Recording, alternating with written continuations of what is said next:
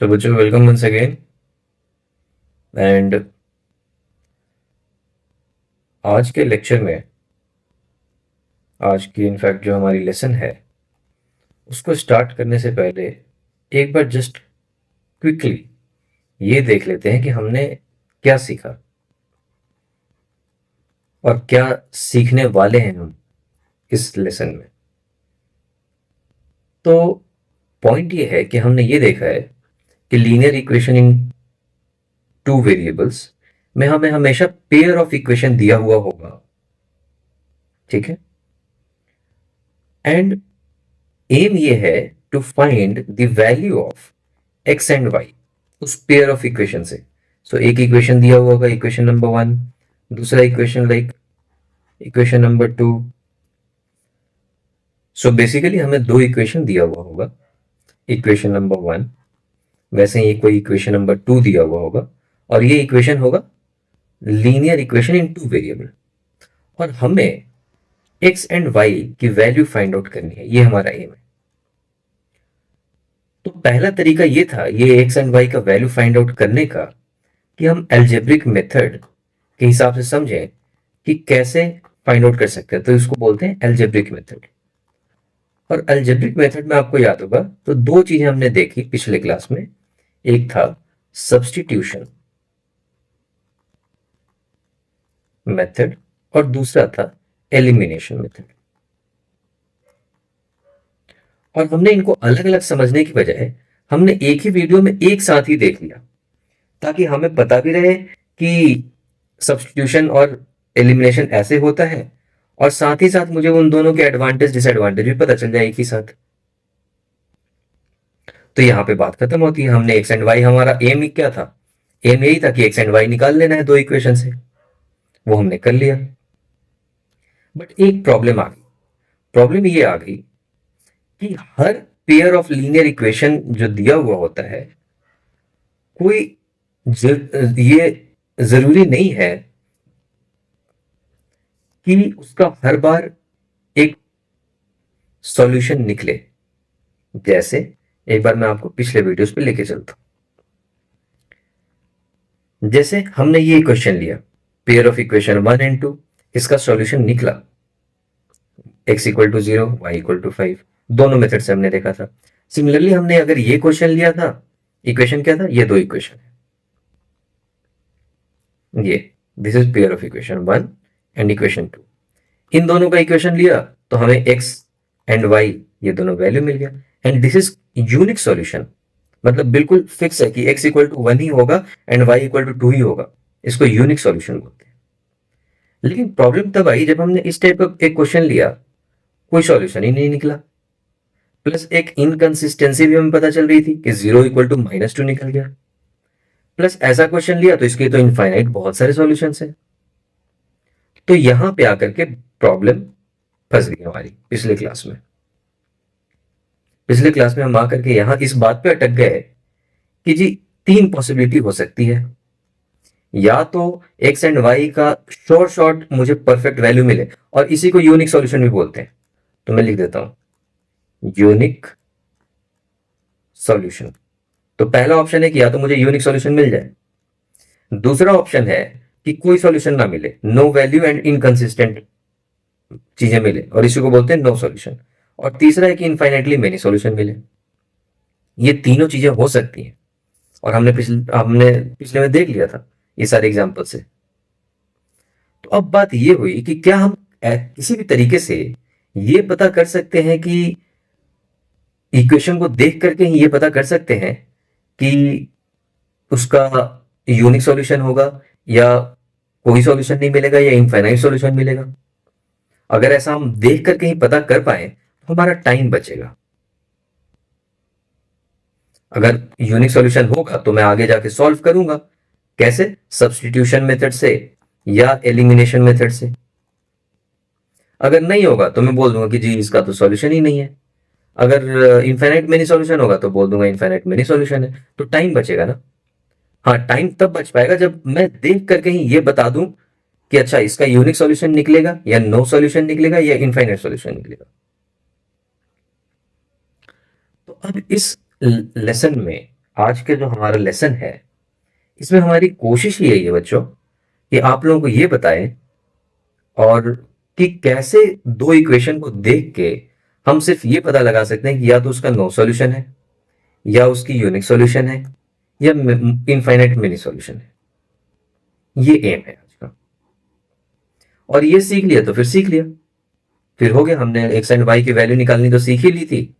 और साथ ही साथ अब देख करके ही बता देंगे कि इसकी यूनिक सॉल्यूशन निकलेगी कि नहीं। अगर निकलेगी तो सब्स्टिट्यूशन और एलिमिनेशन मेथड से कर देंगे, नहीं निकलेगी तो बता देंगे कि जी नहीं निकल रही। और इनफाइनाइट मेनी सॉल्यूशन होगा तो भी बता देंगे कि मेनी सॉल्यूशन है, निकालने की कोई जरूरत ही नहीं है, इसके तो बहुत सारे सॉल्यूशन हो सकते हैं। ठीक, तो ये एम है। तो लेट्स से कि हम कोई एक इक्वेशन ले लेते हैं, और इक्वेशन को जनरल अगर फॉर्म में लिखना है तो हम ऐसे लिखते हैं a1x plus b1y plus c1 equal to 0। ठीक, a1 जस्ट एक नाम है, ABCD की तरह ही है, जस्ट मैंने वन लगा दिया। ठीक है, इसमें वन का कोई रोल नहीं है, वन A1 पूरा का पूरा एक नाम है। उसी तरीके से तो ये इक्वेशन नंबर वन बोल दिया जाए। उसी तरीके से a2x plus b2y plus c2 equal to 0, ये इक्वेशन नंबर 2 हो गया।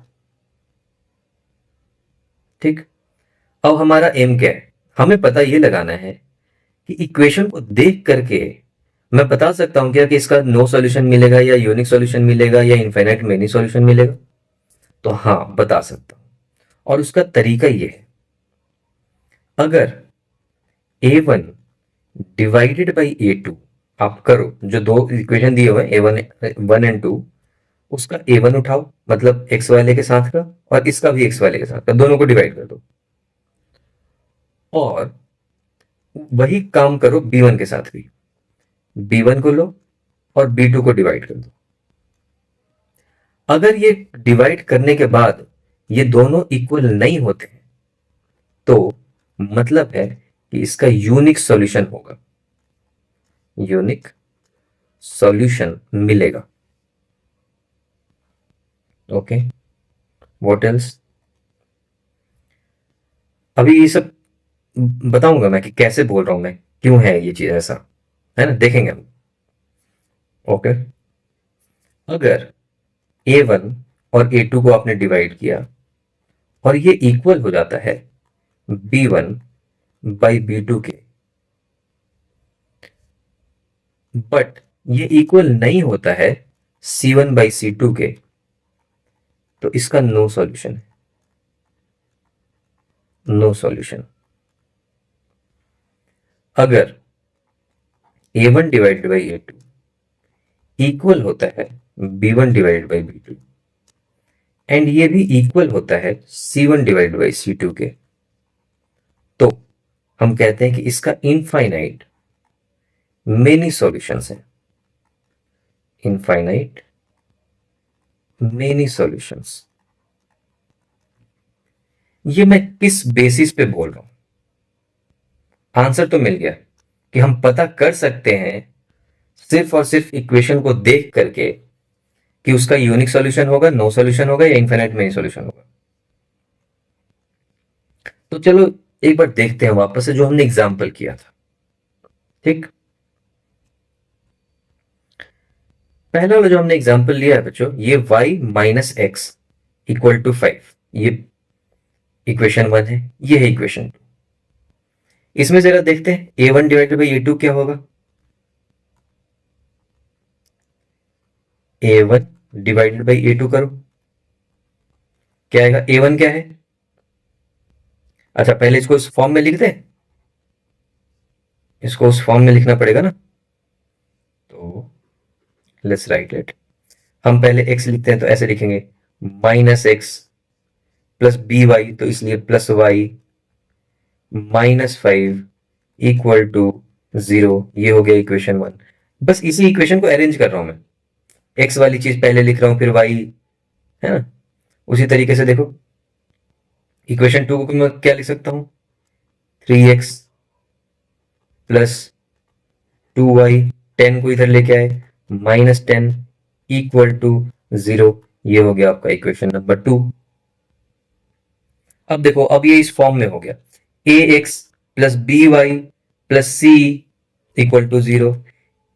ए one x plus b one y plus c one equal to 0, a two x plus b two y plus c two equal to 0। ठीक, अब हम देखते हैं जरा कि a one divide by a two क्या होगा। निकालो। ए वन क्या है यहाँ पे, -1 डिवाइडेड बाई 3। ओके, सिमिलरली निकाल लो b one divided by b two. B one by b two अगर मैंने किया तो क्या आएगा, 1 डिवाइडेड बाई 2। क्यों, बी वन की जगह पे 1 है और बी टू की जगह पे 2 है। ठीक, अब जैसे ही मैंने a one divided by a two और b one divided by b two किया, मैं देख पा रहा हूं ये तो 1/3 आ रहा है, -1/3, और ये आ रहा है 1/2। मतलब मैं बोल सकता हूं कि a one divided by a two is not equal to b one divided by b two, बराबर नहीं है। ठीक है जी। अब देखो, जब ये बराबर नहीं है तो हमें यूनिक सॉल्यूशन मिल रहा है, x equal to 0, y equal to 5, unique solution मिला। और यही तो मैं यहां पे बोल रहा हूं, मैं बोल भी यही रहा हूं, पहला पॉइंट, कि अगर a one divide by a two किया और b one by b two के बराबर नहीं है तो तुम्हें यूनिक सॉल्यूशन ही मिलेगा, गारंटी। सिमिलरली दूसरे एग्जांपल में देख लो, एक और एग्जांपल हमने लिया था, तो यहां पे बिल्कुल ये बात सही होगी, सही साबित होगी। दूसरा एग्जांपल ये भी तो लिया था, ये है इक्वेशन नंबर 1, ये है इक्वेशन नंबर 2। इसमें भी मुझे यूनिक आंसर मिला है, x इक्वल टू 1 और y इक्वल टू 2। ठीक, इसका भी जरा एक बार चेक कर लेते हैं। तो इसको अरेंज कर दें। अच्छा, बिना अरेंज किए हुए भी तुम कर सकते हो। a1 हमेशा वो चीज है जो कि x के साथ है, b1 हमेशा वो चीज है जो कि y के साथ है। बट चलो यार, हमेशा अरेंज करके लिखना ही बेटर होगा, बिकॉज कभी हो सकता है कि y इक्वल टू के इस साइड हो, इक्वल टू के इस साइड x हो, ऐसा भी हो सकता है ना। So let us write that to avoid any confusion. So हम क्या करेंगे, इक्वेशन नंबर 1 को वैसे लिख देते हैं, 2x plus Y -4 equal to 0। ये है equation number 1। What about equation number 2, x -3y, क्योंकि 3y को मैं इधर लेके चला गया, तो x -3y plus 5 equal to 0। ये है तुम्हारा इक्वेशन नंबर 2। अब फिर से यही काम करते हैं, a1 डिवाइडेड बाई a2 निकालते हैं। a1 divided by a2, 2 divided by 1, 2 आया। b1 डिवाइडेड बाई b2 करते हैं, ये आएगा 1 बाई -3, तो मैं लिख दूं -1/3। देखो, a1 divided by a2 is not equal to b1 divided by b2, ये 2 आ रहा है, ये -1/3 आ रहा है। और यही रीजन है कि इसका यूनिक सॉल्यूशन आया है, x equal to 1, y equal to 2। और यही मैं बताना चाह रहा हूं कि अगर यूनिक सॉल्यूशन चाहिए तो ये कंडीशन को सेटिस्फाई करना ही पड़ेगा, a1 by a2 should not be equal to b1 by b2। ठीक है, अब आ जाते हैं और भी देखते हैं, इसमें हमें कोई सॉल्यूशन नहीं मिला था। ओके, अब ये वाला जो हमने देखा था, इसमें हमें कोई सॉल्यूशन नहीं मिल रहा था, 0 इक्वल टू -2 आ गया था, इनकंसिस्टेंट था ये। तो इसका भी जरा यही काम करते हैं, a1 a2 वाला काम। x प्लस वाई, तो ये ऑलरेडी अरेंज है, मैं इसको थोड़ा सा ऐसे लिख देता हूं, x plus y -5 equal to 0 कर सकता हूं ना इसको। यहां पे भी -8 इक्वल टू 0, दो इक्वेशन मिल गए। सेम यहां पे भी वही काम करो, a1 डिवाइडेड बाई a2, देखो कितना आ रहा है, 1/2। अच्छा, b1 डिवाइडेड बाई b2 निकालते हैं, b1 डिवाइडेड बाई b2, ये कितना आ रहा है, ये भी आ रहा है 1/2। ओके, फिर निकालेंगे c1 डिवाइडेड बाई c2, ये क्या आ रहा है, ये आ रहा है -5/-8, मतलब 5/8। तो तुम देखो कि A1 डिवाइडेड बाई A2 और B1 डिवाइडेड बाई B2 ये दोनों बराबर है, लेकिन ये C1 डिवाइडेड बाई C2 के बराबर नहीं है। और यही मैं बता रहा हूं यहां पे, मैं बोल रहा हूं कि A1 बाई A2 और B1 बाई B2 बराबर हो जाए, लेकिन ये C1 बाई C2 के बराबर ना हो, तो कोई सॉल्यूशन नहीं है।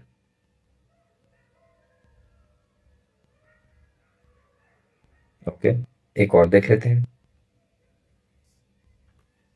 व्हाट अबाउट दिस, जिसमें इनफाइनाइट नंबर ऑफ सॉल्यूशन आया था। देखो, इसका A1/A2 निकालोगे, क्या आएगा? 1/2। B1/B2 निकालोगे, ये भी 1/2 आएगा। देखो, ये -1/-2, और C1/C2 भी करोगे तो भी 1/2 आएगा। मतलब इसके A1/A2, B1/B2 और C1/C2 तीनों बराबर है। और तीनों बराबर होते क्यों नहीं? ये इसी का तो एक मल्टीप्लीकेशन फॉर्म है, दो गुना है बस इसी इक्वेशन को, ये एक ही इक्वेशन है जो हमने पिछले क्लास में भी डिस्कस किया था। तो ये होना ही है, A1/A2, B1/B2 करो, C1/C2 को करो, तो बात बराबर ही आएगा, क्योंकि ये सारे टर्म्स इसके दो गुना है। देखो, 2x, 2y और 2 × 12, आई मीन 2 × 6, तो 12 हो गया। तो वो हो गई, 1/2 ही आएगा। तो इसलिए इनफाइनाइट नंबर ऑफ सॉल्यूशन के लिए देखो, A1/A2, B1/B2 बराबर तो होना ही चाहिए, और C1/C2 भी बराबर हो गया, तो इनफाइनाइट मेनी सॉल्यूशन हो गया। और ये होना भी था, क्योंकि जो दूसरा इक्वेशन है वो एक तरीके से दूसरा इक्वेशन है ही नहीं, वो उसी का मल्टीप्लाइड वर्जन है। ठीक, उसी तरीके से अगर इसमें भी लॉजिक, तो पहले तो मैंने आपको दिखा दिया कि हाँ ये बिल्कुल सही है जो मैंने लिखा है। इसमें अगर मैं लॉजिक ढूंढूं, जैसे इस वाले का लॉजिक बिल्कुल क्लियर है कि A1/A2 equal to B1/B2 equal to C1/C2 तो होगा ही। रीजन ये है कि दूसरा इक्वेशन पहले वाले का मल्टीप्लाइड वर्जन है। जस्ट चार्जर पे लगाना पड़ेगा।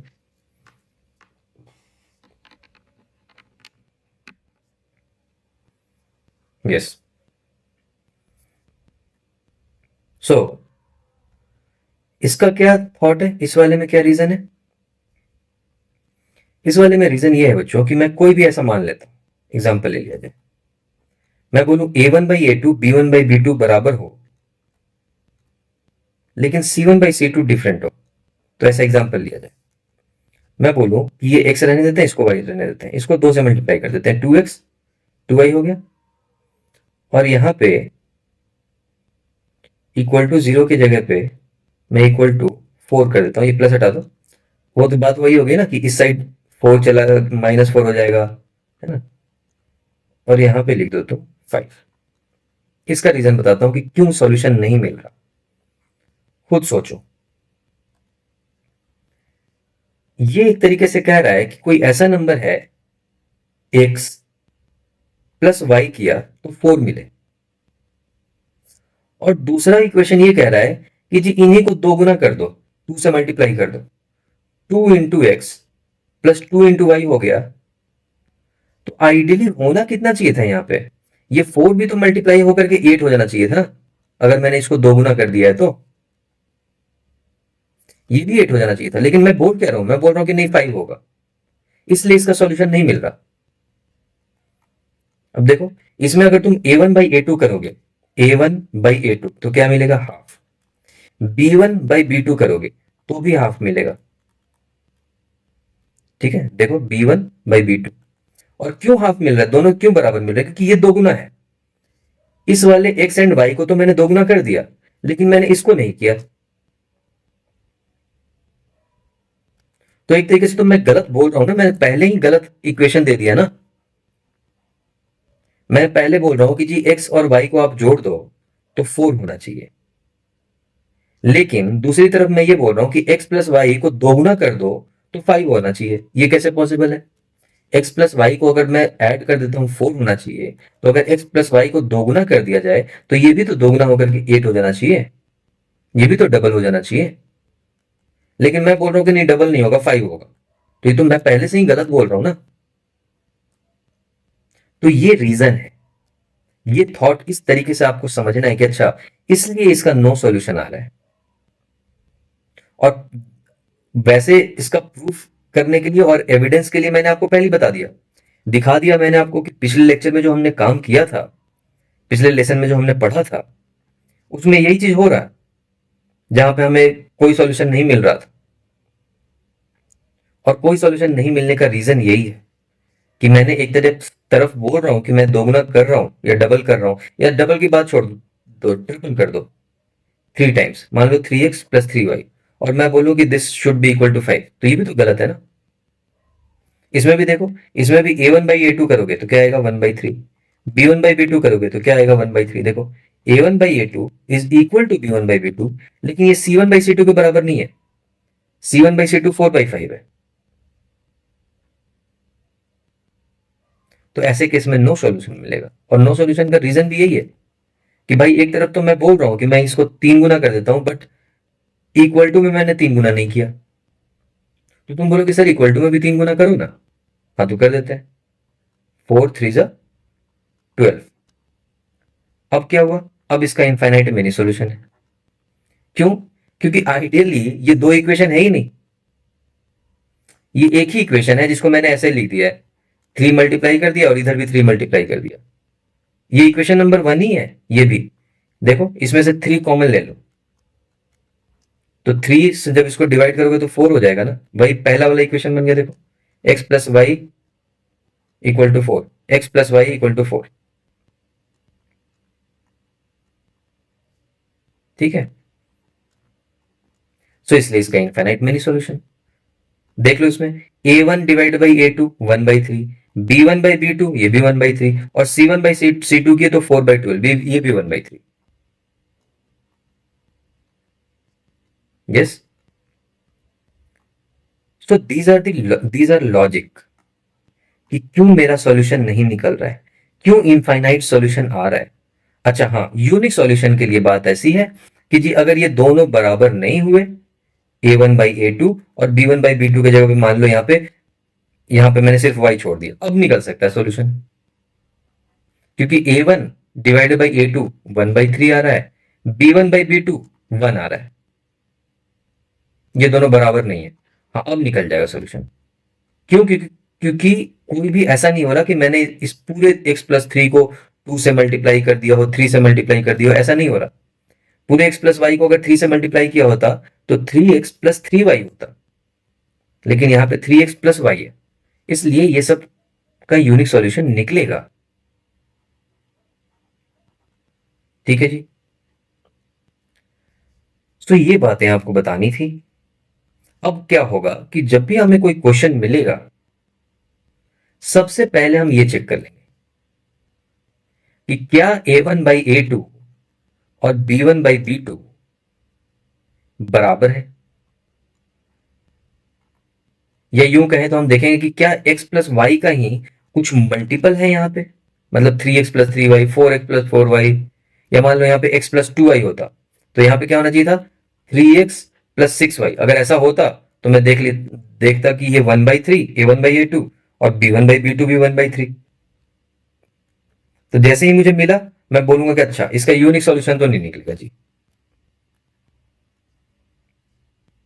है ना, यूनिक सॉल्यूशन तो नहीं निकलेगा अगर वैसा होता तो। अगर इनमें से कोई आ रहा है तो मैं देख करके बता दूंगा a1/a2 b1/b2 बराबर है, लेकिन c1/c2 बराबर नहीं है, तो मैं बोलूंगा कि नो सॉल्यूशन। जैसे इस वाले केस में भी देख लो, a1/a2 किया तो क्या आया 1/1, b1/b2 किया तो क्या आया 1/1, ये दोनों बराबर है, a1/a2 b1/b2 बराबर है, लेकिन c1/c2 बराबर नहीं है, ये है 4/12 मतलब 1/3। तो इसलिए नो सॉल्यूशन। और क्यों? क्यों नो सॉल्यूशन? एक तरफ तो मैं बोल रहा हूं कि ऐसा एक्स और वाई फाइंड करो जिसको ऐड करने पे 4 मिल जाए, और दूसरी तरफ मैं यही बोल रहा हूं कि x प्लस वाई ऐसा फाइंड आउट किया जाए जिसको ऐड करने पे 12 मिल जाए, तो मैं खुद ही गलत बोल रहा हूं ना, मैं क्वेश्चन ही गलत बोल रहा हूं, इसलिए इसका नो सॉल्यूशन आ रहा है।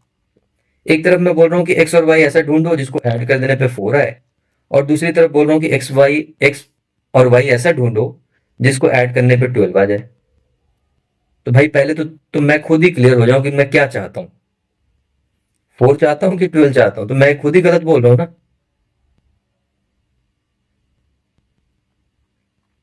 इसलिए नो सॉल्यूशन आ रहा है। तो आपको ये पूरी चीजें आपके दिमाग में होनी चाहिए कि क्यों ऐसा हो रहा है, और जैसे ही आप ये बात समझ लेते हो कि क्यों ऐसा हो रहा है, आपको ये याद करना आसान हो जाता है बहुत। आपको कभी ऐसे रटना नहीं पड़ेगा बच्चों कि a1/a2 should not be equal to b1/b2 तो यूनिक सॉल्यूशन होगा, ऐसे होगा तो नो सॉल्यूशन होगा, ये रटना नहीं पड़ेगा आपको, क्योंकि आपका कॉन्सेप्ट क्लियर है कि ये नो सॉल्यूशन क्यों हो रहा है, ये इनफाइनाइट मेनी सॉल्यूशन क्यों हो रहा है, यूनिक सॉल्यूशन ऐसे क्यों हो रहा है। जब यही पता है तो फिर रटना किस बात का, तब तो हमें ऑलरेडी पता है ये चीज कि ऐसे ऐसे चेक करते हैं। तो अगली बार से इसका फायदा यह है कि कोई भी क्वेश्चन आपको मिले तो आप देख के ही सबसे पहले बता दोगे कि जी इसका नो सॉल्यूशन है या इनफाइनाइट मेनी सॉल्यूशन है, और अगर यूनिक सॉल्यूशन है तो मैं निकाल लूंगा इसको। कैसे? सब्स्टिट्यूशन मेथड जो हमने सीखा, सब्स्टिट्यूशन मेथड या एलिमिनेशन मेथड, इन दोनों से कोई भी अपना यूज कर लूंगा और मैं उसके आंसर निकाल दूंगा। It is that simple. ठीक है, सो होप आप लोगों को क्लियर हो गया होगा। तो this this is done. I mean जो आपकी अल्जेब्रिक तरीके हैं जिससे हम सॉल्यूशन निकाल सकते हैं, this is what algebraic method is. तो एल्जेब्रिक मेथड से हमने समझ लिया कि कैसे जान पाएंगे कि यूनिक सॉल्यूशन है, नो सॉल्यूशन है, इनफाइनाइट मेनी सॉल्यूशन है, और अगर जान लिए तो उस सॉल्यूशन को निकालेंगे कैसे, सब्स्टिट्यूशन मेथड से, एलिमिनेशन मेथड से। इतना ही था। अब सेम यही चीज को समझेंगे ग्राफ में, कि ग्राफ की मदद से इन ये तीनों बातों को कैसे जाना जाए, और अगर जान लिया तो सॉल्यूशन कैसे निकाला जाए। ठीक है, तो ये हम देखेंगे अपने नेक्स्ट लेसन में, विच इज लेसन नंबर 4। फिर मिलते हैं आपसे अगली बार। तब तक आप लोग ऐसे ही अपनी पढ़ाई करो, एंजॉय करो। Okay, see you in next class.